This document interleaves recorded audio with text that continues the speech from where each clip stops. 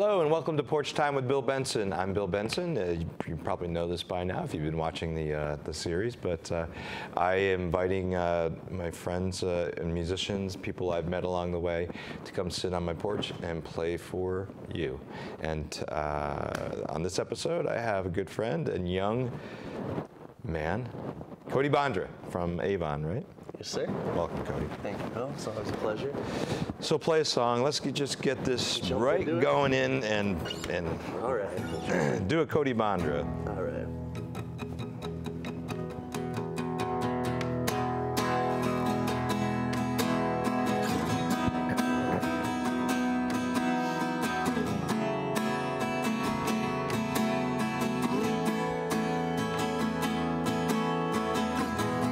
This town's got a way of smothering dreams. Empty storefronts and foreclosed signs as far as we can see. But there's a road that leads outside. Meet me here at midnight and we'll go for a ride.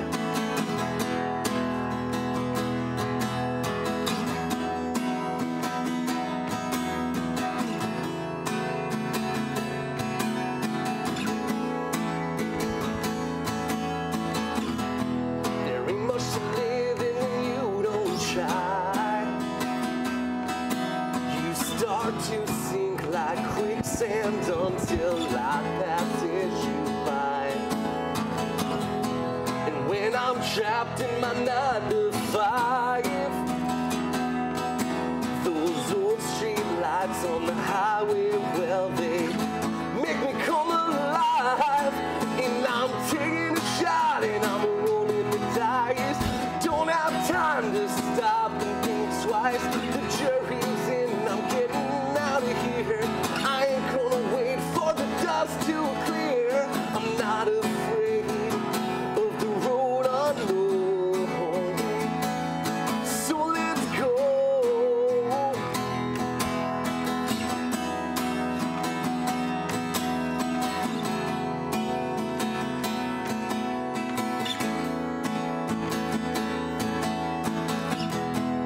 Monday morning, we're back with the crowd. No one cares about us. There ain't no reason to be proud. But I'm ready to take my shot. My foreman, he keeps telling me everything I'm not. You know I wanna hit him, but all I punch is the clock. And I'm taking a shot and I'm rolling the dice. Don't have time to stop and think twice. The jury's in, I'm getting out of here. I ain't gonna wait for the dust to clear. I'm not afraid of the road unknown. So let's go.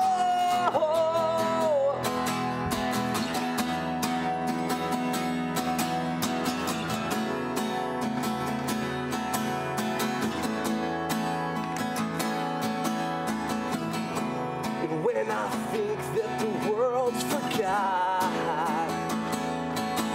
I know there's something better, and the door's unlocked. And I'm taking a shot and I'm rolling the dice. Don't have time to stop and think twice. The jury's in, I'm getting out of here. I ain't gonna wait for the dust to clear. I'm not afraid of the road unknown. So let's go.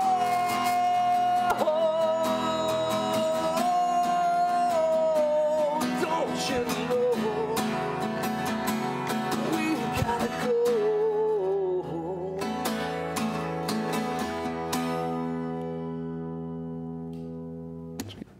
And the name of that? Is Go. Go. Yes, sir. That was actually co-written by my father. Really? Yeah, he gave me a sheet of lyrics, and I kind of worked him around a little bit and switched some stuff up, but he came up with a lot of the first verse and the chorus, so from there on, kind of just took off. And that was the first song we released. Yeah, yeah.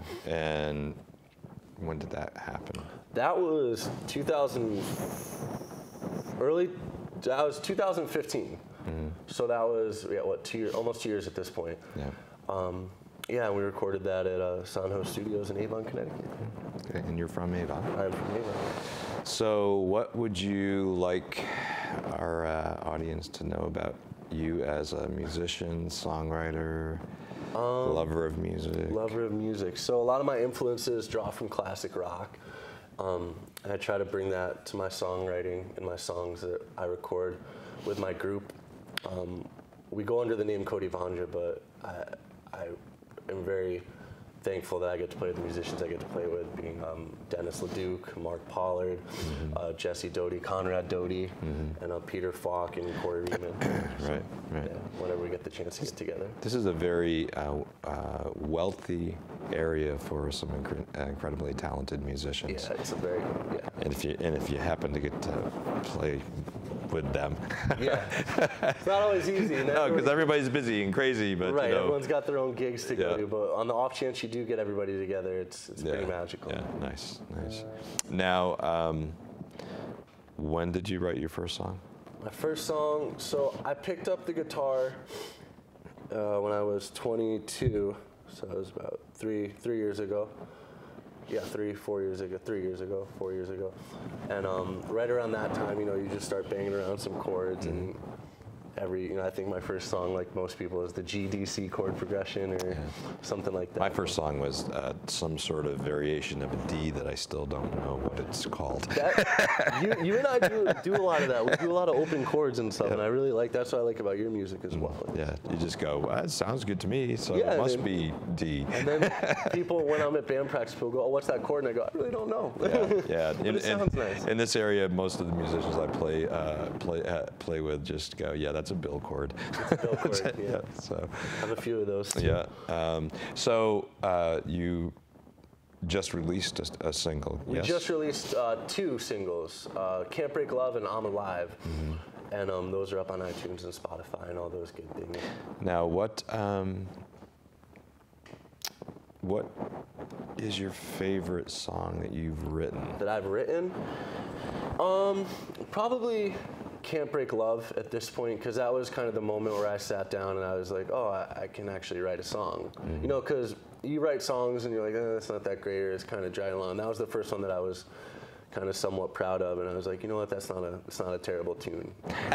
I'm proud of it. And that might be as good as it can get. We often can be our own worst critics and enemies. I'm definitely that with myself, but that one I'm pretty proud of. So. All right, then play it, please. All right, yeah. So this is called Can't Break Love.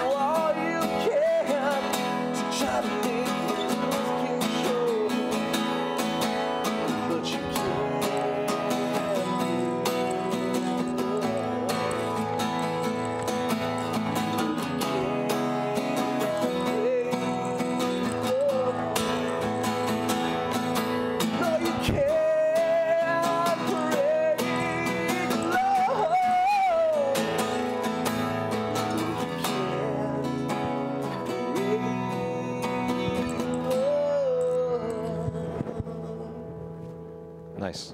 Now that is available for on people. iTunes and Spotify, and that was like I said, mentioned the musicians I was playing with before. Asher Condit, who is producing my first record, who is goes by the name of Pushing Static in his own music, helped me produce and work that one up a little bit too. So nice. In listening to, oh, we lost your mic. we did. Jumped. Yep. I'm happy that you got the memo about black jeans and cowboy boots and a vest, because It does work. It's a good look. It does. Yeah, it works. Yeah. It does work. Yeah. I feel like we've done that before too. Yeah, I we feel like probably we have. showed up in the same outfit somewhere before. Yeah, or similar. I don't know about the same. Yeah. So as a lover of music, in just that song, I was trying to sort of pinpoint who I was hearing. Yeah. And you kind of rolled through different decades of music in that, with just the chord progressions and so on. So, but what's great about it was I couldn't say, oh, that sounds like. And I think that as a songwriter, and I've had this for me. People say, "You sound like," and then they're confused. Do you find that frustrating though, when people go, "You sound like"? No, I don't. I Really? don't. No, because I don't want them to say, "You sound like James Taylor." Right. Even though he's wonderful. No, and it's a compliment, and I know that people mean it as a compliment, but But I would, when people say to me, "You sound like," and then they can't come up with a name, it means that. because then you sound like Bill Benson. That's right, and that's what you ultimately want that's to what you end try to up find. being. Yeah. And we all are influenced by our different musical interests and genres, and sometimes it all just kind of melts together and it becomes you. Yeah, and you can't help but like have your influences come out in your music. Right. That's what made you want to start playing in the first place. Right. But I was listening to 60s and 70s Yep. and then 90s, and then you went back to 70s. A little 80s sprinkled in somewhere. Yeah. The most influential singer-songwriter person for you? Probably Dan Fogelberg. Yeah. My dad raised me on his music, and just the amount of words and phrases he could fit into a 4-minute song and capture emotions that you don't get a lot in music. I mean, they're there in other people's musics, but the lyrics he was writing just, it tells a story that would be in a 400-page book, but it tells it over the course of 4 minutes. Right. And his guitar playing is second to none. And still, I will always believe he's very underrated, but just his whole musical spirit is my favorite. he was, and that's what's awesome about the people like you, and I'm so happy that I can call you my friend, is that the Dad and I are approximately the same age, and we listened to that music, and we're able to pass along a lot of that incredibly great music to our children or young people, and it's great to I mean you come to LaSalle Market's open mic and you're playing a Billy Joel song that I bought the album. Right. So you guys had all the good bands. Yeah. Well, unfortunately, that's true, and we can't help it. We were just lucky to be alive back then when it was fresh and it was new. But the great part about it is it becomes fresh and new to people who are actually listening now. So you can be 20-something and it's Dan Fogelberg or Jackson Brown or any of those. It's timeless. And, as a 24-year-old listening to it in 2015 to someone who was 24 in 1973, you're still going through those life journeys that everyone goes through, and it really is timeless, and it works in any generation. Do you have a ballad type I do have song? a ballad, yes. So this is not going to be on the first record. This will probably be on the second record, but this is a song called... Are you saving it for... it just didn't really fit in with the first batch of songs. Oh, okay. I was thinking about it, but I was like, I'll leave it for another one. But, this is a song called Worth Your Time. Okay.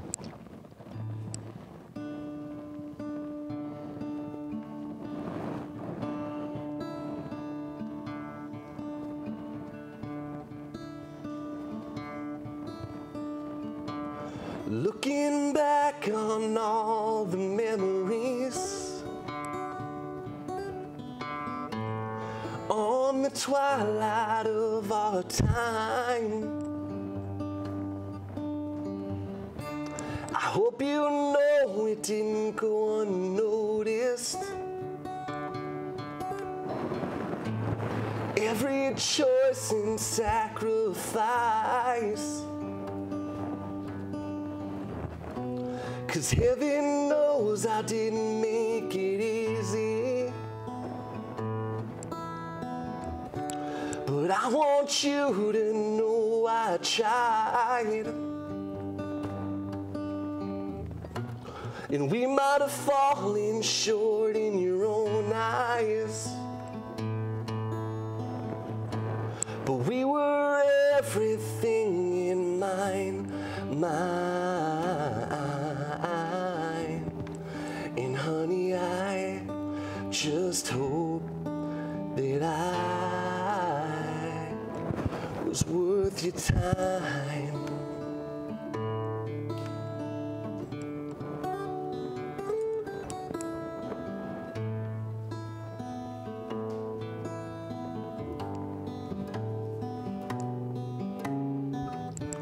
And I rode every red-eye railway, all the way down the Potomac line, just to see you for a weekend, just to hold you for a night. And it's a sin to live on miles, and to say I miss you every night, and to think that every sundown it just might lead to our final light. And honey, I just hope that I was worth your time.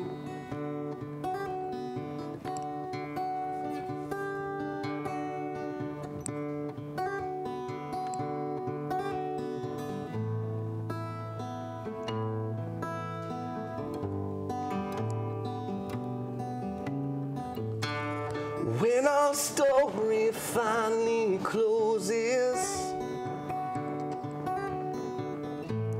just like every good book should, I may have not built you a castle,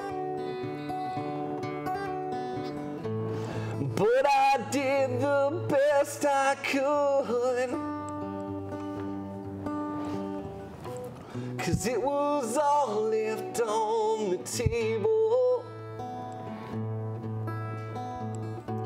It wasn't hidden in a lie. And just know with every mile,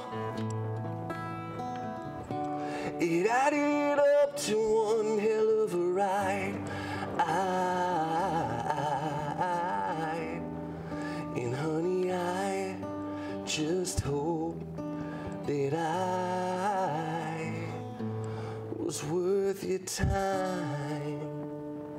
Sweet, very nice. Yeah. One of the excuse me, one of the things that I have always loved about you as a person and musician and now songwriter is that you have this passion about you that and passion and humility, and it's a wonderful combination because you become accessible. People, you get you're drawn to because and I was wondering if did you teach me how to play guitar, or did I teach you? Because I was watching. Right. See, that's what I'm talking about. We have the same kind of. I was watching some of the chord things, and they were. I played them before, so. Yeah. But the songs, the lyric content, again, just talented. And thoughtful, and I just have, from the first time I heard you sing, just love what you do. So I always said if there's one thing people could describe me as I would hope it would be honest. Yeah, that's all. Nice. What else would you like our audience to know about Cody Bondra? Just keep an eye out online. I'm playing in a band. I do my solo stuff, and we'll be doing a lot of that this spring and summer. But I'll also be playing in a band called The Dilemma. So check us out. We should be releasing some songs soon, and we'll be playing a lot of shows in the summer as well. But just come out, catch a show, check out some of the songs. If you want to pirate them, I don't care. Just listen to them. But, where was the furthest gig that you played? Tennessee. Tennessee. No, man, it wasn't Nashville. It was Tullahoma. Yes, it's Tullahoma. Yes. South Nashville. A little bit. Yeah, well, it was a little bit north, about 30 minutes north, I think. Yeah, but beautiful country down there, and they love their country music. Nice, very nice. Well, we're getting close to running out of time here on my porch. Cody, thanks so much for coming to join us. And where would you like to roll out with? Roll out with? Yeah. We'll play a couple chords. This is a song called Nothing Wrong. This will be on the first record. Every day is a battle, with the lines always being redrawn. The only thing for certain is nothing being said in stone. Well, the real world's banging on your front door, but you're telling him you ain't home. But what keeps you going is the fact you're knowing that you're not alone.